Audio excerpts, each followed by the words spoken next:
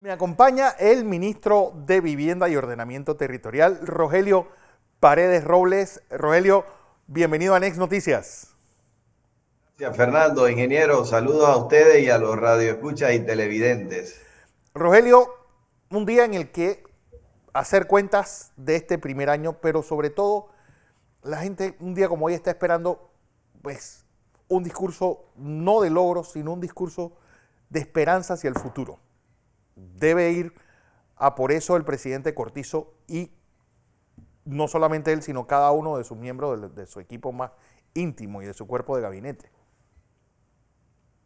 Sí, el presidente ha estado trabajando en ese discurso y no solamente discurso, sino que también lleva un contenido de algunas medidas que son varias, no las voy ni las puedo adelantar yo, pero sí van a haber en diferentes temas, también en vivienda, va a haber algunas medidas que se van a anunciar hoy y van tendiendo a buscar algún bienestar en el tema de la recuperación económica, pero también en el área de salud. Ahí vas a escuchar también otras fórmulas, otras medidas que se van a tomar para poder ir cortando hasta donde se pueda la transmisión del virus, que es lo que precisamente tiene los hospitales y a los médicos y a todo el mundo en una situación como de alarma, ¿no?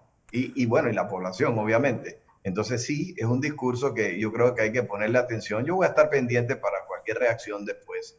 Y lo que tengo, el conocimiento que tengo sobre su discurso es que debe ser un discurso esperanzador. Yo siento que, bueno, van a escuchar medidas que se van a tomar en ambas direcciones, ¿no? El tema social obviamente está tomando una posición importante dentro de ese discurso, pero las medidas económicas que la gente también esperaría o de la vuelta a reactivar la actividad económica también. Así que bueno, dentro de un rato, ¿no? El presidente, tal vez su misión, y lo había dicho en reiteradas ocasiones, era eliminar esa quinta y sexta frontera. Sí, Nacer en Panamá te condiciona tu futuro tanto en pobreza como en marginalidad, dependiendo en qué provincia y en qué ciudad nazcas. Eso obviamente, cómo compaginar esa misión con la guerra al COVID y a sus consecuencias. eh, chuleta. De verdad, Fernando, que viéndolo así, como tú lo estás planteando, esto es, primero que una situación inédita con la que nos hemos Sí. encontrado, que en la época republicana, que yo recuerde, nunca había habido una situación como esta. Y los pobres están allí, que es que los pobres están, y cuidado más, ahora va a haber más pobres. Uh-huh. Y si hay algo que le preocupa al presidente, recuerda que él decidió que de los 678 corregimientos, los 300 que tenían los niveles de pobreza más altos, él los quería atender a través de lo que llamó su plan Colmena. O Sí. sea que este es un hombre que está realmente involucrado con esos sectores y nosotros no vamos a dejar de atenderlos. Claro que ahora con las limitantes que tenemos presupuestarias, pero lo acaba de decir el ingeniero Blandón, se lo escuché y lo anoté. En efecto, la gente tiene que entender que probablemente tendríamos nosotros que recurrir a nuevos préstamos, porque ¿de dónde? De impuestos. Ya llega un momento en que si perdimos casi 880 millones de dólares que no entraron por la vía de la Sí. recaudación de impuestos en el primer semestre, ya no lo vas a recoger. Así que entonces, por ese lado, tenemos un desbalance del presupuesto nacional, pero tú tienes un punto muy importante. Los pobres están allí y tenemos que hacer algo con ellos, inclusive el tema del hacinamiento. Esa es otra de las medidas que hoy van a escuchar, una fórmula que se está intentando poner en práctica o se va a tratar de poner en práctica para ver, entre otras cosas, cómo se va cortando la transmisión en los lugares donde hay mucho hacinamiento. Y eso es imposible cambiarlo, porque si tú entras a una vivienda donde viven en el sector, en el Tecal te encuentras, por ejemplo, viviendas donde hay indígenas que tú abres la puerta y hay 12 o 10, cuidado, 14 viviendo en la misma casa. son varias familias. Entonces, ¿cómo hace para que se mantengan allí adentro? Eso no funciona. Tú lo que tienes es que establecer algún método diferente para que este contagio no siga creciendo y no se convierta en otros problemas grandes.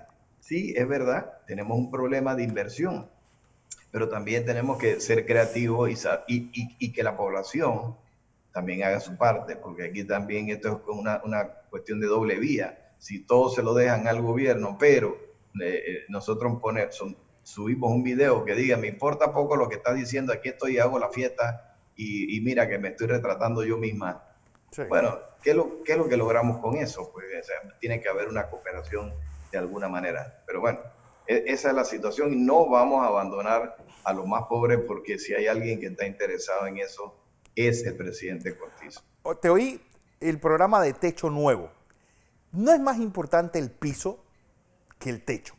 El piso es más propenso a convertirse en un factor de contagio que el techo de una casa.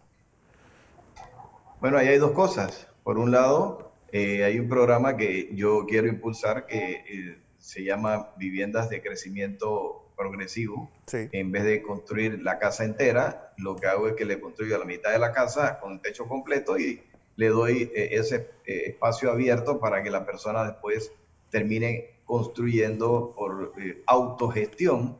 Y eso lo que hacemos es que, bueno, imagínate que si es la mitad de la casa, en vez de hacer 100 casas, yo voy a poder hacer 200 con la misma plata, por un lado.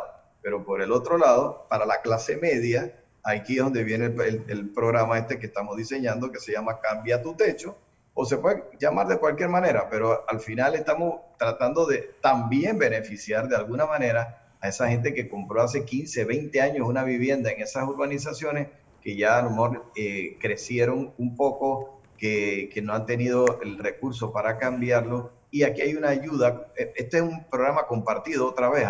La mitad del gasto lo asume el gobierno, la otra mitad lo asume el dueño de la propiedad o de la casa, pero con un financiamiento que se lo puede entregar o la Caja de Ahorro o el Banco Nacional en una operación muy, muy conveniente. Imagínate, por ejemplo, si el cambiar el techo cuesta $4,000, bueno, imagínate que nosotros le ponemos dos, los otros dos los financia con la Caja de Ahorro o el Banco Nacional a 5 años. ¿Cuánto vas a pagar tú? Sí. Esos $2,000 en 5 años es nada, pero vas a cambiar tú el confort dentro de la casa. No hay que levantar cielo raso, ni lámpara, ni nada adentro, todo se hace por arriba y todo es un sistema con aislamiento, se llama panel sándwich, y hay 2 o 3 empresas de Panamá que los venden, así que la cosa es que nos den el mejor precio. Finalmente, es porque la clase media queremos ayudarla también, Fernando. Claro. Nosotros no estamos mirando mucho hacia allá. Don José Blandón con nosotros, Rogelio. Sí, ingeniero. Buenos días, Rogelio. Gracias. Buenos días. Permítame decirle, no le voy a hablar al ministro, le voy a hablar al dirigente político del PRD. Venga. Usted sabe, por su experiencia política, que en esta coyuntura, el desgaste de la estructura política nacional ha sido terrible por los ataques a los partidos políticos, las descalificaciones de los llamados apolíticos con una intención. Pero en su intervención no he visto ninguna preocupación de que no importa lo que anuncie el presidente, si yo no tengo una fuerza motriz suficientemente capaz de impulsar los cambios, entonces el PRD solo no lo puede hacer. Porque, de hecho, durante los últimos 10 meses, déjeme hacer el planteamiento y le hacer la pregunta. Durante los últimos 10 meses, el PRD ha dado señales claras de división interna. ¿Cómo yo creer que puede haber la construcción de la unidad nacional si tampoco hemos dado señales entre los partidos políticos de poder llegar a acuerdos estructurales? No es reunirnos. ¿Qué cosas vamos a hacer para devolverle la credibilidad política al sistema? Sí, es cierto que se requiere que exista sintonía. Yo estuve, como ustedes saben, 6 años siendo vicepresidente del Comité Ejecutivo Nacional del PRD, y estos temas de diferencias de criterios y situaciones a veces con alguna pasándose de color, nosotros la vimos varias veces dentro del partido. Y si era necesario que se diera la reunión que se dio hace un par de días con el CDN, que respalda la gestión del presidente de manera unánime, pero es que eso fue producto de una discusión interna que debió haberse dado más temprano. Yo, en efecto, coincido. Si no existe sintonía, si no existe un propósito común, nosotros no vamos a llegar a ningún lugar. Peor todavía, siendo gobierno, nosotros, teniendo la Asamblea en mayoría y teniendo un partido fuerte, que también en el término de numérico, no significa que el que más inscritos tiene es el mejor, o el mejor partido o el que le va mejor. No, porque también debo admitir que ha faltado disciplina, que antes sí este era un partido disciplinado y eso se ha venido perdiendo y hay que reconocerlo. Entonces, sí, si nosotros reconocemos las falencias que tenemos y nos ponemos de acuerdo como ya ocurrió con el CDN, entonces vamos caminando ahora, vamos transitando por el camino correcto. Pero claro que se encienden las luces rojas y claro que usted, ingeniero Blandón, que conoce también al partido desde adentro, porque lo conoce y conoce la realidad de otros partidos, sí, sabe lo que todos sabemos, es que si no nos ponemos de acuerdo, no importa cuántos planes se hagan, no importa qué intenciones haya buenas, el presidente Cortizo no va a poder avanzar. Yo creo que ahora estamos entrando por el carril. A veces una campanada de esa es la que hacía falta para que nos fuéramos entendiendo, ¿no? Pero, es decir, la gran pregunta es, ¿para qué alguien se inscribe en un partido político? Porque lo único que hace los partidos políticos es darte empleo cuando están en el gobierno. Y si no me lo dan, me voy. Y por eso uno ve ese trasvase de gente que pasa moviéndose de un partido a otro dependiendo cuáles estén en el poder. Sí, porque es una inscripción por conveniencia. Pero es que ¿dónde quedó? Y es lo que ¿por qué han ganado espacio ese discurso antipolítico, estas balas perdidas de los independientes? Porque los partidos políticos no tienen ideología, los partidos políticos no tienen un norte claro. Por ejemplo, el PRD tenía como bandera la recuperación del canal, la democracia cristiana tenía la vuelta a la democracia, el Partido Panameñista al final es el grito de una clase media que estaba asfixiada. Cambio Democrático tenía pues el tratar de transformar la sociedad, pero ahora mismo, ¿cuál es la misión de los partidos políticos? Y ninguno te tiene una misión clara. Tú sabes, Fernando, que me has recordado a Pérez Valladares, porque en su discurso, cuando él buscaba la Secretaría General del partido, que yo además estuve con él muy de cerca con su agenda, recuerdo que él decía eso precisamente, lo que tú acabas de apuntar, que hubo momentos donde había un ideal y todos nos uníamos, y que en este momento ese ideal o ese propósito no estaba a la vista. Entonces, ¿cuál puede ser? Nada, pues nosotros entendemos que tenemos que trabajar para los más pobres. Y acaba de decir el ingeniero Blandón que el mundo gira alrededor de las comunidades y no hay frase más cierta que esa, porque nosotros nos debemos a ellos. Es que al final del camino todos somos transitorios, sí, pero en el camino hay muchos intereses y ha faltado disciplina. Entonces, veámoslo de otro punto de vista ahora, pues, hablando de disciplina. ¿Qué pasa con Estados Unidos, que tiene toda la plata que tú te puedas imaginar y tiene su mapa pintado de rojo y está poniendo 1/3 de los muertos del mundo, los está poniendo Estados Unidos porque allá hay libertades, ¿no? Absolutas, allá todo el mundo hace porque es su libertad. Pero los chinos decidieron que tenían que encerrarse y entonces la disciplina hizo que, bueno, se pudiera controlar esos brotes y esas cosas. Disciplina versus el dinero. Entonces, nosotros tenemos que entender eso haciendo el palangón, tenemos que entender que no se puede andar por el mundo pensando que yo soy aquel que sé más y los demás entonces que vengan detrás de mí. Esto de verdad que tiene que llamarnos la atención, porque estamos de verdad en un mundo que funciona con tal velocidad y que todo es cambiante, que tenemos que irnos adaptando. Es cuestión de actitud, ¿eh? Rogelio, yo lo veo así. Rogelio, usted habla de que hace falta disciplina. Yo creo que lo que hace falta en este país es liderazgo. Pero no voy a entrar en esa discusión ahora. Lo que quiero hacerle una pregunta para ver el nivel de de sentir que tiene usted o de comunicación con el pueblo, si yo le pediría a usted, dígame 3 o 4 de las principales preocupaciones que cree usted que tiene su pueblo en este momento, ¿cuáles serían? Bueno, yo pienso que la gente tiene un signo de interrogación muy grande en este momento sobre cuál va a ser su futuro.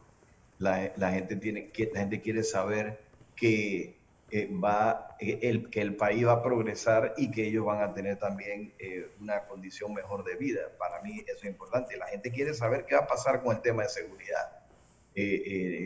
Nadie está muy contento de que ahora tengamos que vivir encerrados detrás de las verjas que uno mismo pone en su casa. Entonces, para mí eso creo que es clave. La conducción política y la transparencia para la gente es importante también. Y si yo tengo que hacer un análisis, tengo esas 3 respuestas, y yo digo, si existe una real voluntad de que se haga una rendición de cuentas, bueno, y eso es lo que el presidente ha intentado a través de la presentación del informe que le entrega al resto de los partidos políticos, los presidentes de partidos políticos, sobre la situación actual que tenemos en el tema de la economía y qué dinero se ha pedido y cuándo llega y cómo se utiliza y cuáles son líneas de crédito. Todos esos son elementos que van buscando que todos nos entendamos. Pero bueno, ya yo le contesté sobre las 3 Sí, los temas que a mí me parece que la población Rogelio, pudiera... Sí. ¿Cuál cree usted que es la evaluación que el país tiene hoy, un día como hoy, segundo año de la gestión del presidente Cortizo y de la evaluación del gobierno PRD, Cortizo-Carrizo, de su partido y de la Asamblea Nacional? ¿Cuál cree usted que es la evaluación que el pueblo tiene de usted como partido y de usted y su bancada en la Asamblea?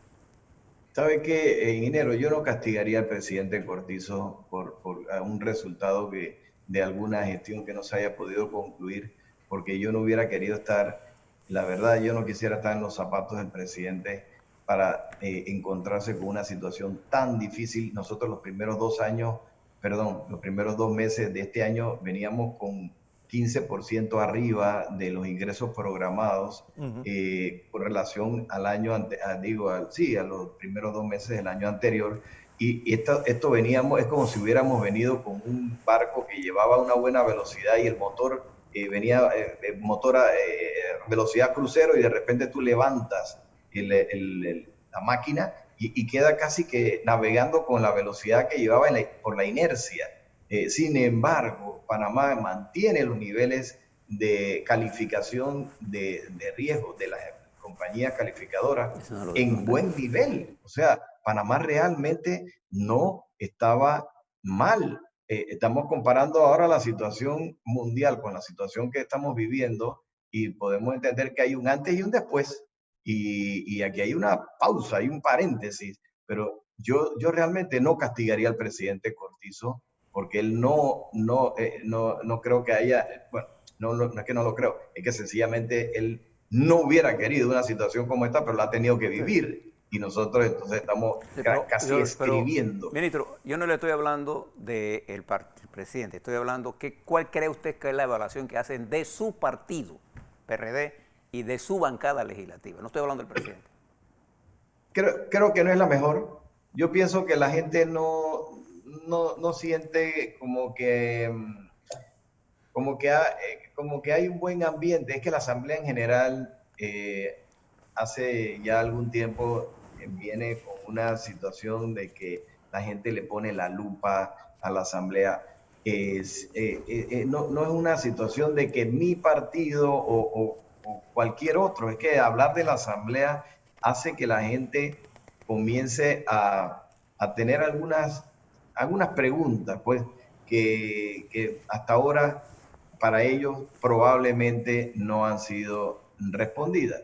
Y yo, haciendo una especie de análisis objetivo, debo entender, y además pienso que la Asamblea está en el plan de buscar mejorar su imagen, y hay que darle también esa oportunidad, pero es un órgano político que como tal hay mucha efervescencia, y siempre ha sido así.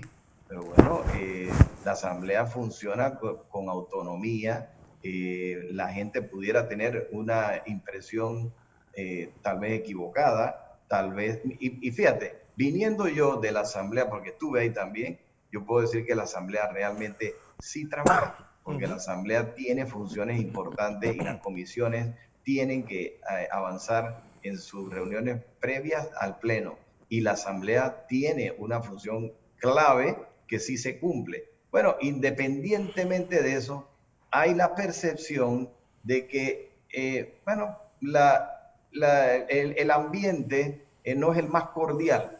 Bueno, y que hay algunas otras preguntas que tiene la población. Si vamos a ser objetivos, esa pudiera ser tal vez una situación que no podríamos desconocer, pero pensemos, y yo así lo veo de manera positiva, creo que la Asamblea está tratando también de mejorar su imagen. Eso va a ser una tarea que le va a corresponder al nuevo presidente si se reelige el presidente Castillero, pero esa es una misión que ellos mismos han ya explicado y seguramente lo va a volver a recalcar en sus discursos, la búsqueda de mantener un ambiente cordial y mejorar la imagen permanentemente, ¿no?, de la Asamblea. Así es. Rogelio Paredes Robles, ministro de Vivienda y Ordenamiento Territorial. Gracias, ministro.